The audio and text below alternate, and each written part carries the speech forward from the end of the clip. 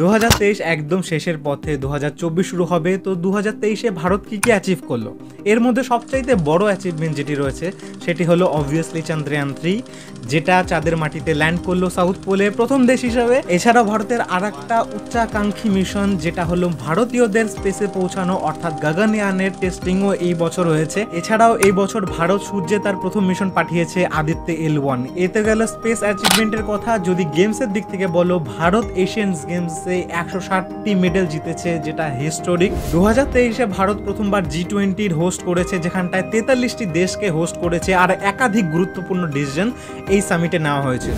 2023 ভারতীয়দের অনেক খুশিও দিয়েছে, তার পাশাপাশি একটু দুঃখও দিয়েছে, যেরকম ওয়ার্ল্ড কাপের ফাইনালে আমরা উঠে হেরে গেছি।